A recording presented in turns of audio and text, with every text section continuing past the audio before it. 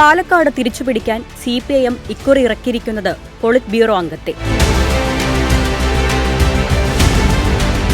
കർഷക പ്രസ്ഥാനത്തെ നയിച്ച A. വിജയരാഘവൻ പാർട്ടിയുടെ സൈദ്ധാന്തിക മുഖം കൂടിയാണ്.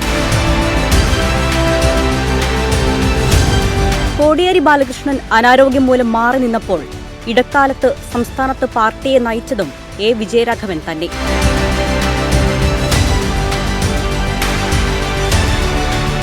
പാലക്കാടിനെ ചുവപ്പിക്കാൻ A. വിജയരാഘവന് കഴിയുമെന്ന ഉറച്ച വിശ്വാസത്തിലാണ് CPIM-ഉം ഇടതുപക്ഷവും.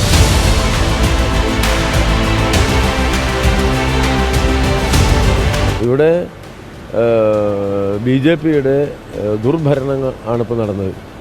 അത് സൃഷ്ടിക്കപ്പെട്ട ഒരുപാട് മുറിവുകളുണ്ട് നമ്മുടെ നാട്ടിൽ.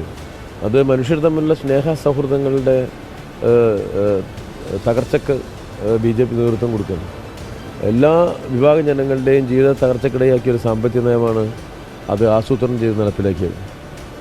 ഇടതുപക്ഷ ജനാധിപത്യ പ്രസ്ഥാനങ്ങൾ അതിന് ബദലായി സ്വീകരിച്ച നിലപാടുകളുടെ ഗുണഫലം അനുഭവിക്കുന്ന ഒരു പ്രദേശമാണ് പാലക്കാട് കേരളം. ഇവിടെ ഒരു LDF ഗവൺമെൻറ്റുണ്ട്. ആ ഒരു സാഹചര്യത്തിൽ ഇതെല്ലാം പരിഗണിച്ചുകൊണ്ടാണ് ജനങ്ങൾ വിധി എഴുതുക.